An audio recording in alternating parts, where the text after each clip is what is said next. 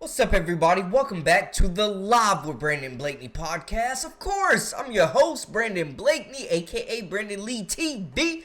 Back at it again with another banger, my friends. Y'all know the vibes, man. Kick back, relax, and come take a ride with me. So Coach Staley has never been one to bite her tongue, and after the loss to Texas over the weekend, man, she came out and was really honest about one question everybody has been asking. Where in the hell were Joyce Edwards and Chloe Kitts in the fourth quarter when they were getting outscored and dominated in the paint of sorts? You are now locked into the Live with Brandon Blakeney podcast. Here is your host, Brandon Blakeney. Sanaya's the only one that can guard her, like halfway guard her. Like we give up too much when Chloe or Joyce are on her. Could have tried Adele, could have tried. They're just not experienced enough. I mean, she's a very experienced post player that I thought she brought it on home for them. Am I here to question Dawn Staley's structure, her strategy?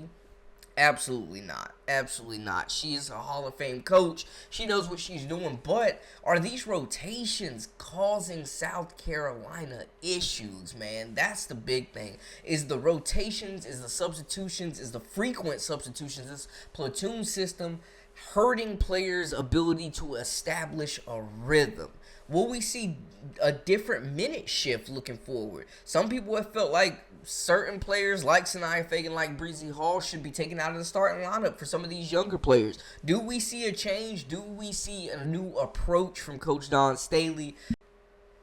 Look, Oldacre is an absolute problem, and if you really watch the game, you could tell when Sanaya Fagan picked up those fouls and got in foul trouble, it changed the whole complexity of this game, man. Her passing ability, her rebounding, her size, but most importantly, her defense in the paint, the shot blocking, the length, the size, once again, her physicality that she approaches the game with. When you got a big body like Oldacre, who's like 6'5", 6'6", lot of weight on her, man. Like, she's built solid. She's bullying Chloe Kitts, Joyce Edwards, and anybody else in front of her. Coach Dawn Staley has seen enough. Now, Oldacre was a problem for them in the first game as well. It feels like they genuinely don't have an answer for her. This is a game where you miss Camila Cardoza. This is a game where you miss Ashlyn Watkins tremendously. Some South Carolina fans really brushed off the Ashlyn Watkins injury.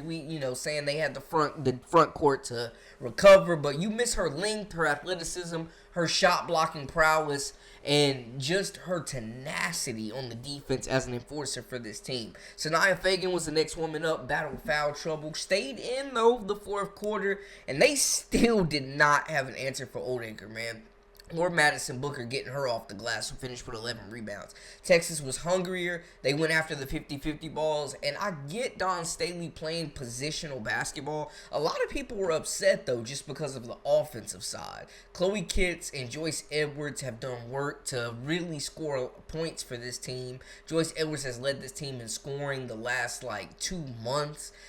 Chloe Kitts definitely has been called out for not being aggressive enough in the past, and I think her shot-making ability is going to be key, man. If they play big on her, she's got the quickness to blow by defenders. She can spread the floor and open up the driving lanes for these slashers with her shooting ability as well. So it was surprising. That's something that we haven't seen this year, them two being both on the bench in the fourth quarter late in a crunch time game with potentially the SEC championship regular season title on the line, man. Now we got a crazy top, man. We got Texas, we got LSU, both teams who can potentially control their own destiny if they win out. South Carolina ends up dropping another game. Kentucky can control their destiny as well with a win over South Carolina. The SEC is a mess right now, man. Like, there's a lot of different scenarios, tiebreakers, series splits that are going on right now. But right now, what we can say for sure is all these teams I just mentioned have a chance